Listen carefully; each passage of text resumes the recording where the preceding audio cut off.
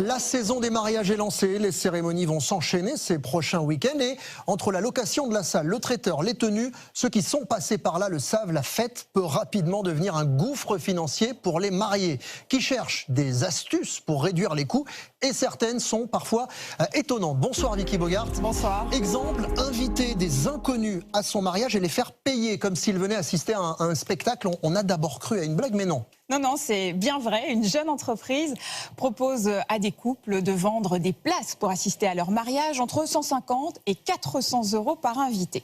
Les mariés créent un événement sur la plateforme, date, lieu, thème, programme et ils choisissent combien de places ils réservent pour des inconnus. Les personnes intéressées doivent postuler et ce sont les mariés qui valident ou non leur présence. Ils doivent aussi signer une charte de bonne conduite. Pas question d'être ivre ou de faire de l'ombre aux mariés. Une assurance est incluse en cas de casse par exemple. C'est un peu le même principe qu'Airbnb ou Abritel.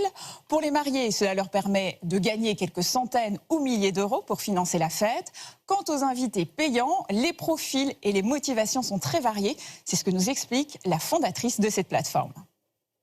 Les personnes qui veulent venir à ce type de mariage ouvert, ce sont des gens un petit peu comme moi, qui leurs amis sont déjà mariés, donc ils n'ont plus l'occasion de faire partie de la liste. Et puis nous avons aussi les couples qui ont le projet de se marier.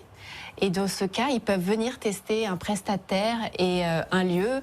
Et puis nous avons aussi les gens qui viennent d'autres continents, qui veulent visiter la France. Voilà, ce concept est encore tout jeune en France. Il s'inspire de ce qui existe déjà en Inde. Là-bas, certaines agences touristiques vendent l'accès à des mariages locaux, des célébrations très festives qui durent souvent plusieurs jours avec des tenues traditionnelles et des rituels spectaculaires. Exemple, Dominique, pour 220 euros par personne, vous pouvez assister au mariage de Harish et de Siva les 26 et 27 juin prochains. C'est une expérience originale. Ailleurs, certains couples vont encore plus loin. Aux États-Unis, un couple a demandé une contribution d'environ 60 euros par personne à ses propres invités, rien que pour assister à la cérémonie, sans même inclure le repas. Un peu cher. Dans un autre cas de figure, les conjoints ont cette fois envoyé une facture de 204 euros à des invités qui avaient confirmé leur présence, mais qu'ils ne sont finalement jamais venus au mariage. Des pratiques souvent mal vues et qui restent très marginales. Bon, il faut dire qu'un mariage, aujourd'hui, et c'est vrai, on le disait, en France, ça coûte cher, ça coûte très cher. Ça coûte très cher. Le budget moyen pour un mariage atteignait l'an dernier 15 400 euros. C'est un record, mais cela reste 2 fois moins que le budget des Britanniques et 4 fois moins que celui des New-Yorkais.